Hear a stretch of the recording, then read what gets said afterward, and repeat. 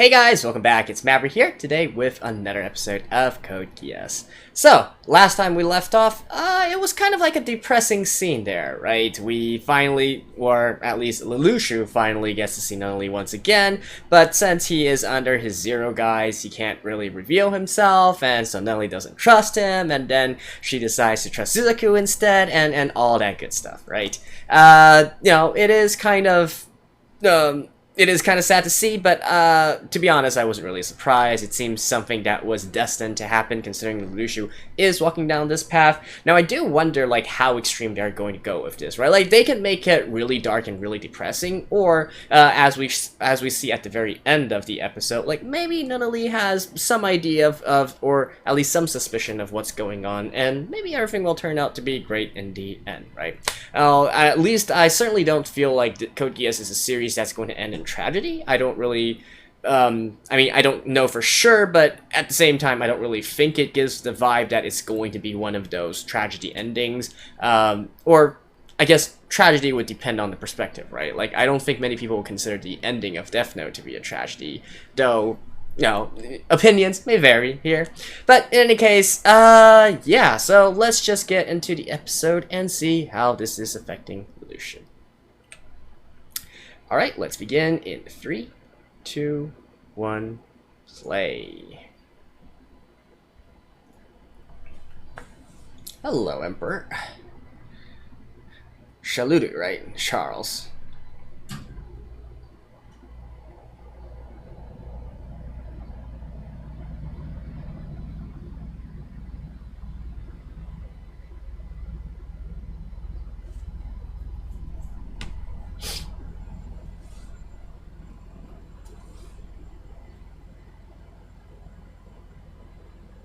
Alright.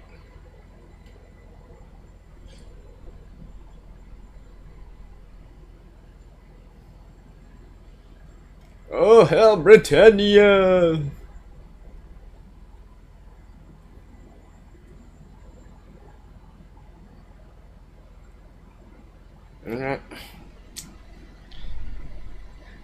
Shalulu, Lelouch.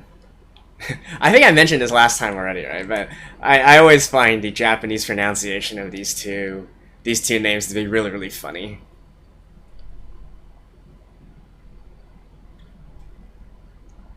You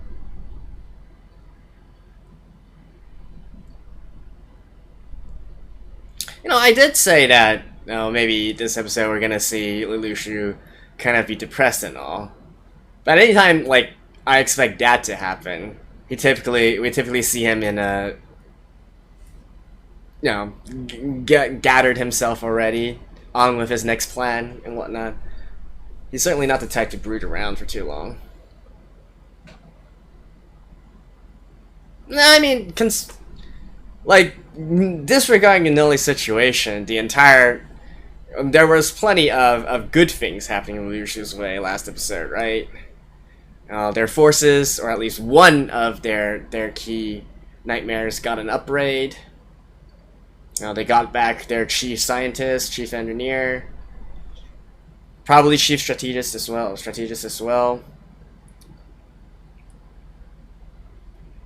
So everything's looking up in terms of the business side of things, I guess. Discarded mask. Huh.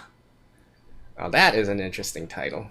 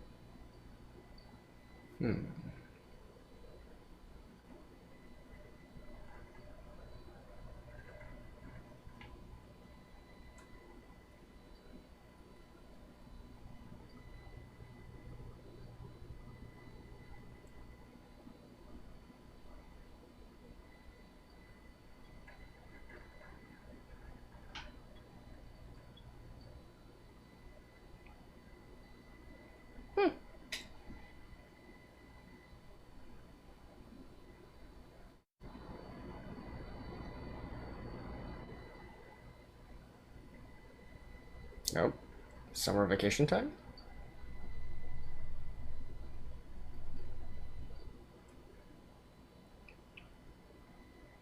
Alright, an outing. Now, I was kind of half expecting this. As I said, like, typically right after a serious kind of scene, and then we get into, like, one of these more lighthearted type of stuff.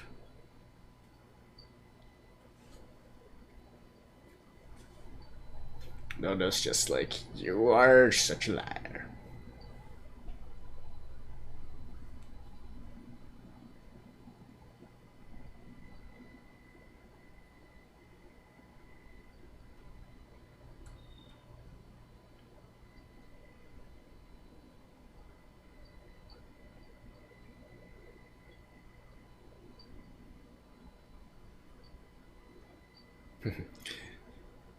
She still needs to read the, she needs to read the speech. Yeah, these guys don't remember her either. So what would happen...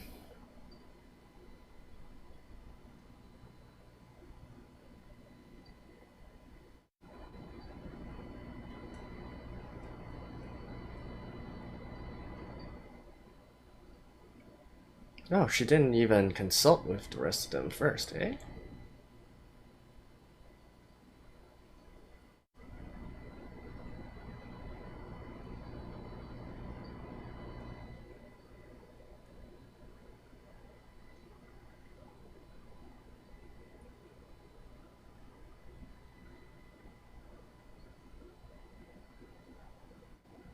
Yeah, it was most unfortunate.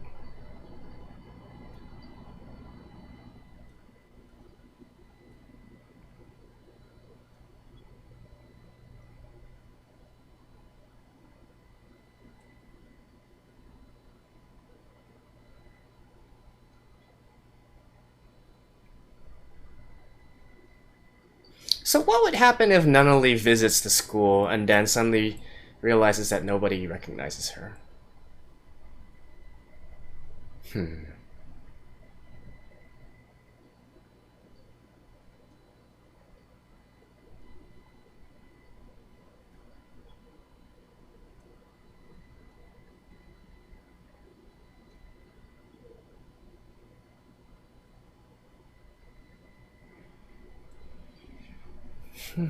What are you gonna do? Or is he gonna play both sides at the same time?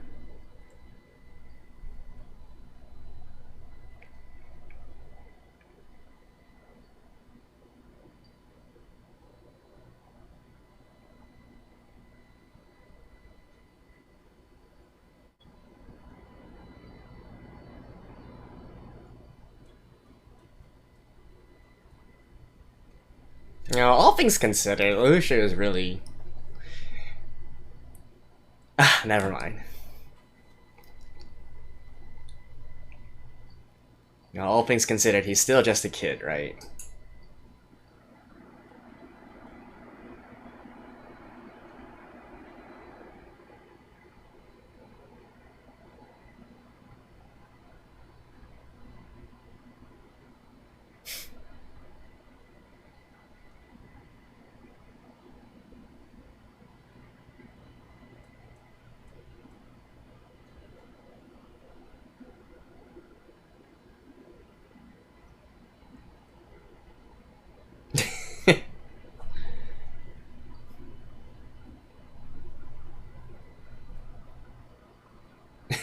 Okay, is this the battle of the harems now?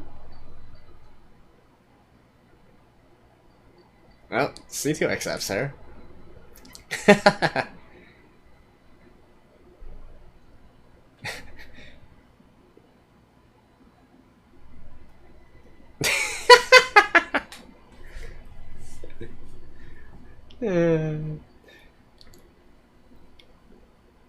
Although, you know, all things considered, we didn't really see too much of her, right? Even though she was, I think, quite critical in terms of providing support towards the cause.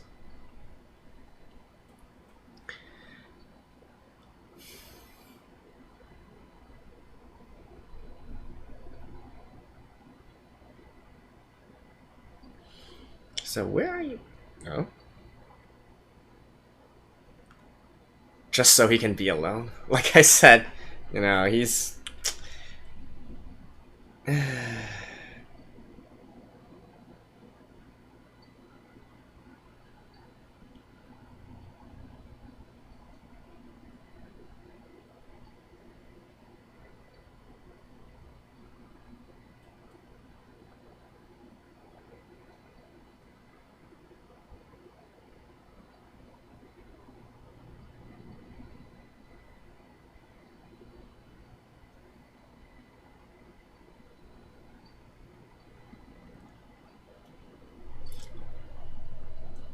Damn, is it gonna be Roro that brings him back?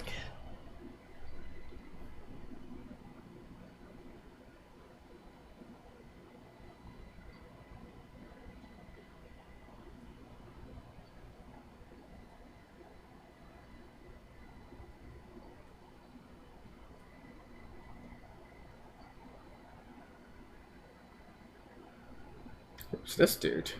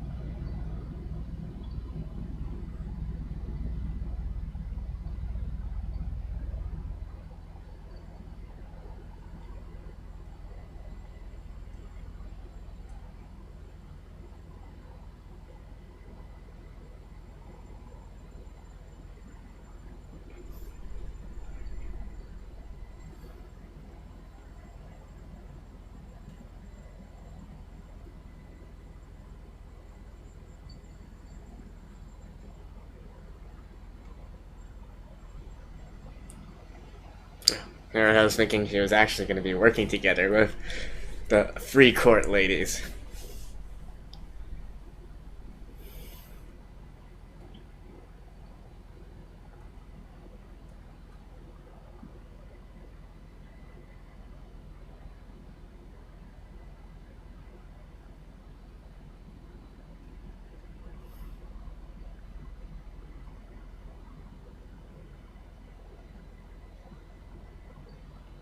This is where it started, right?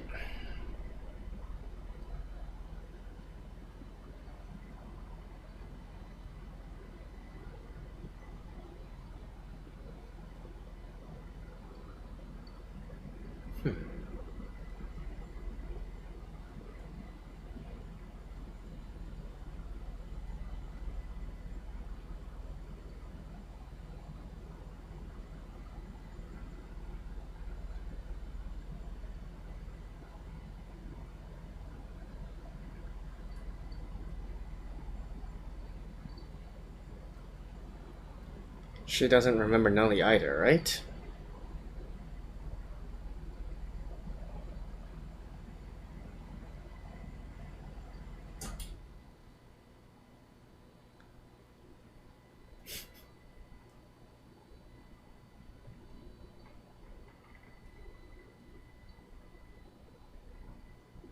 Oh? Push away? I think Callan would, yeah.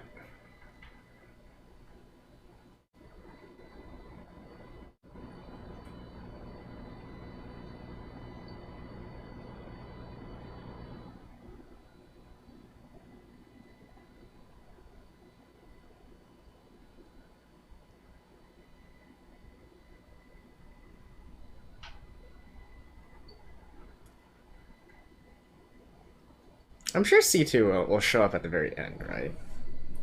All things considered. Of course, we'll know first.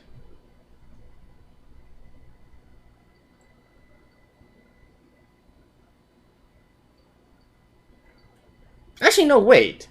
She should... Wait, Callan should remember about...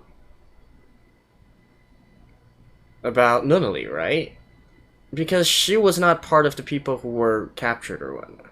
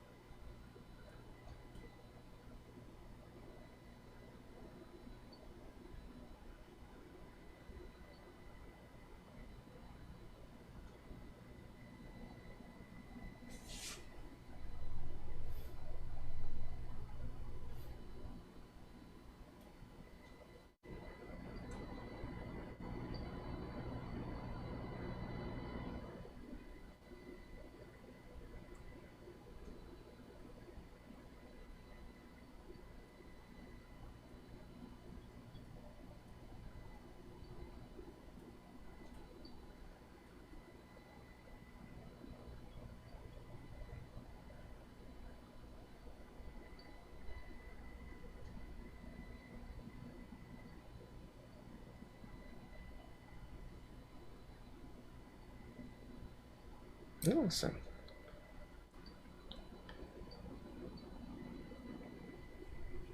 Well, how was he able to get this lead?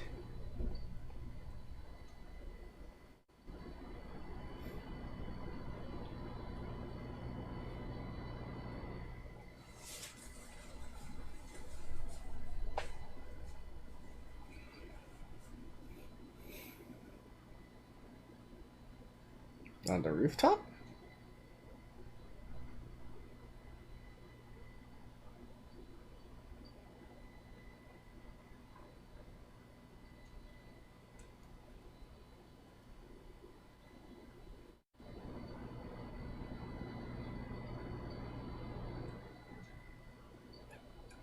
Ah, these are good friends.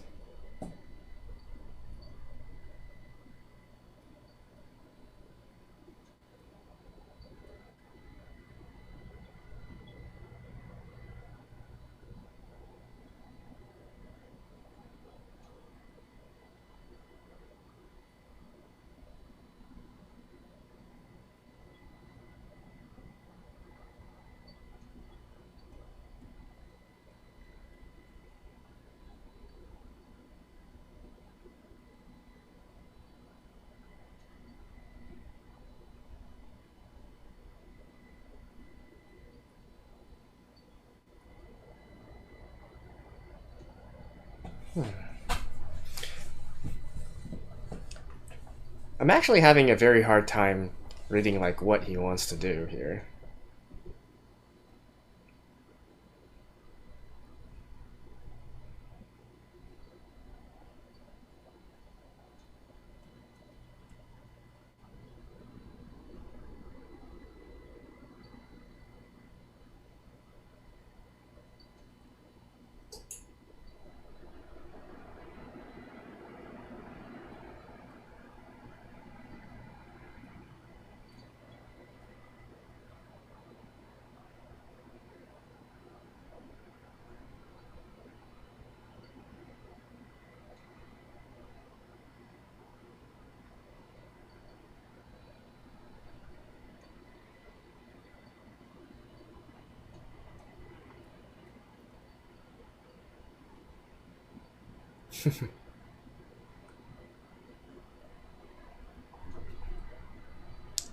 Yeah, but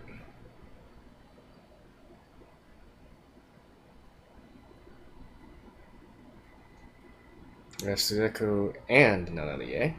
That's what he's implying.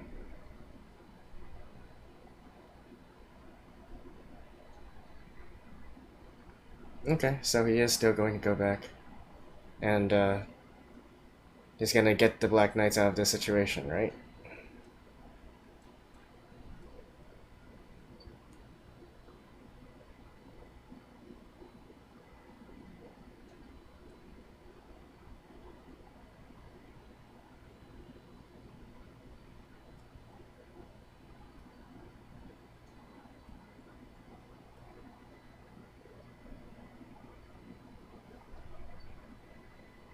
Mm-hmm.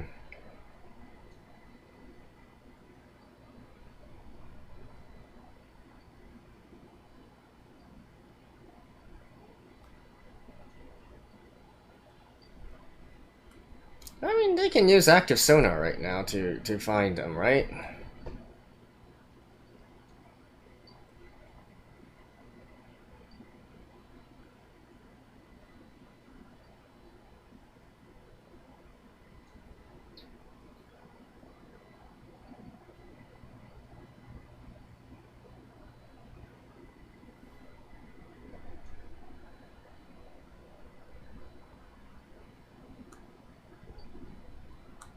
Okay, how are you gonna get...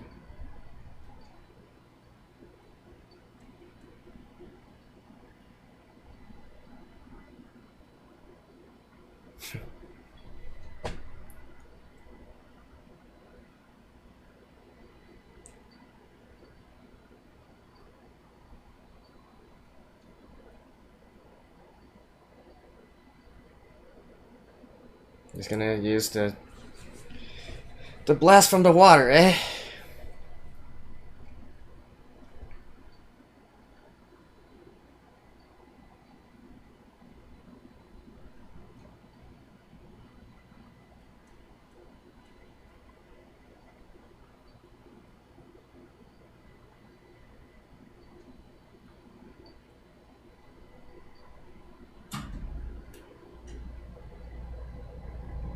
Oh.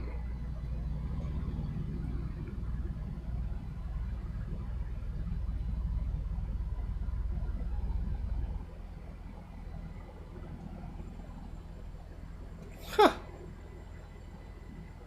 Okay. So I guess once again using the terrain to his advantage, eh?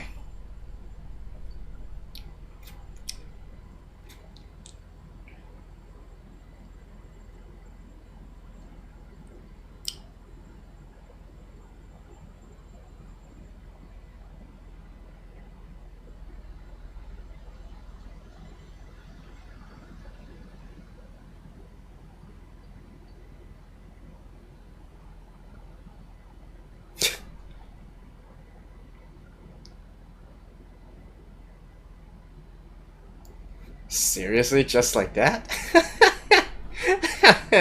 Alright.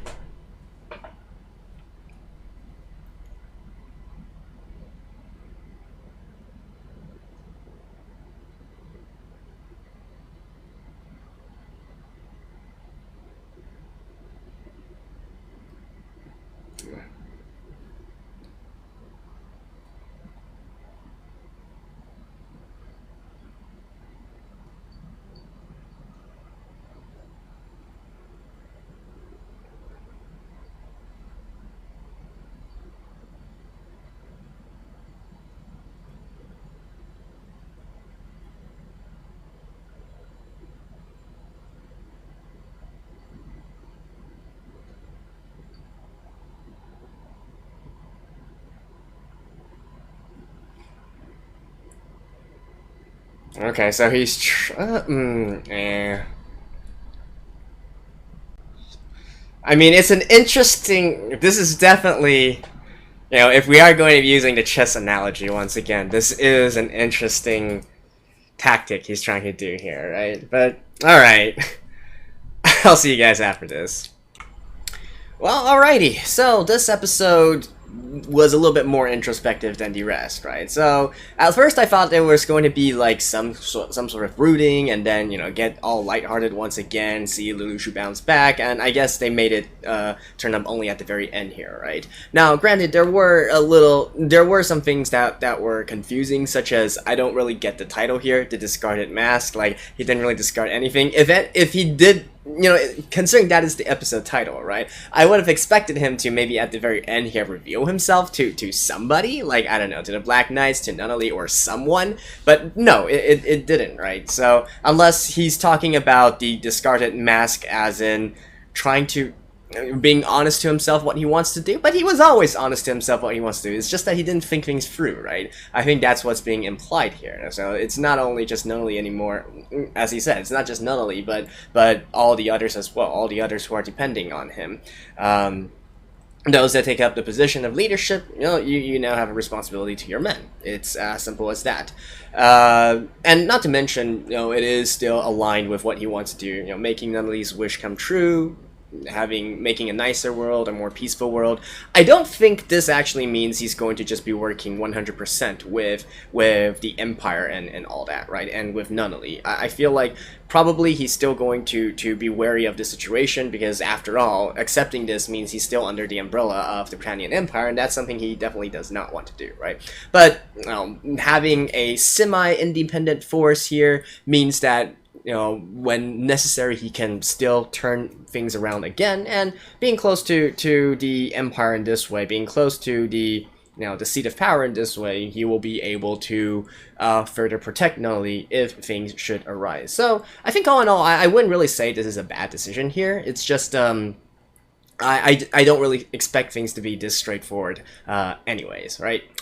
Beyond that, I guess a few things were quite surprising this episode, like, for instance, the fact that C2 was not the catalyst for Lelouch coming back at the end. I thought she would at least talk a little bit to him. Obviously, at the end of the day, Lelouch needs to get his own mindset right? And that doesn't necessarily come from C2, but I thought that they were at least going to have a quick conversation and a reassurance of some sort. But I guess at this point in time, I don't know, it's kind of refreshing, actually, that it wasn't C2 and it was instead Callan and Lolo instead. And, of course, the rest of the Student Council, they were certainly quite instrumental in doing all of this. If they hadn't been there with the fireworks, the Lelouch wouldn't have made the decision, right? And the Black Knights would probably have sunk to the bottom of the ocean. So in that respect, the Student Council actually saved the Black Knights. So that's quite ironic once you think about it.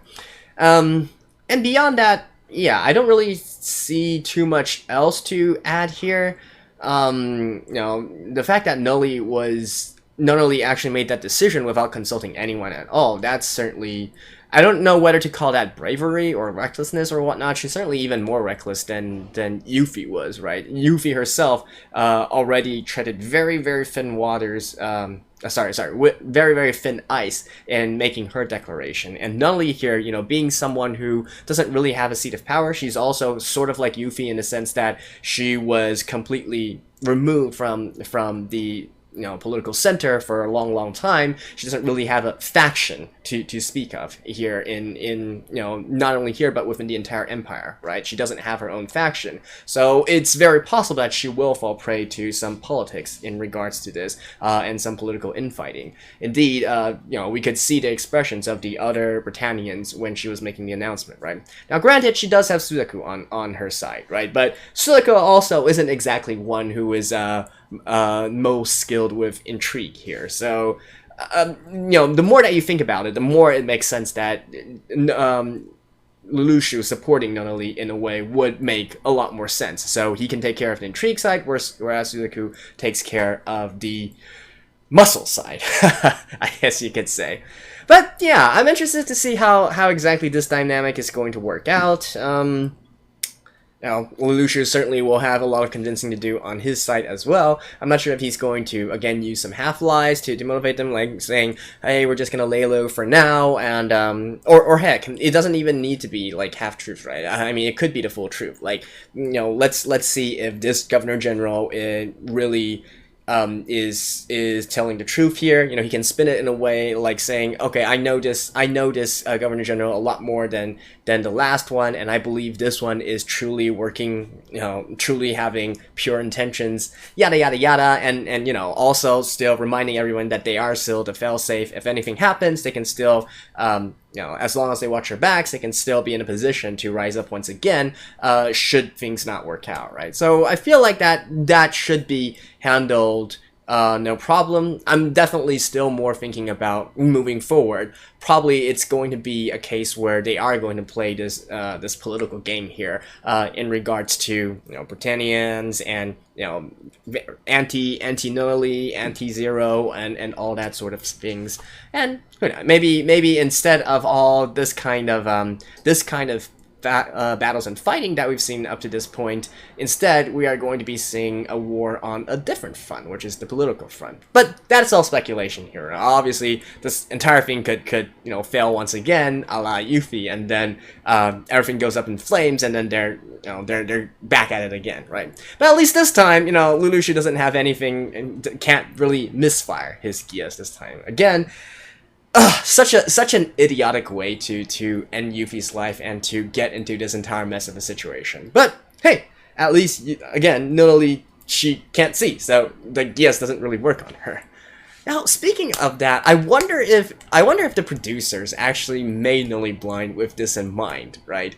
Now, the fact that never mind that she is Lelouch's sister, and it's debatable whether or not Lelouch would ever use it on her, even if she could see, right?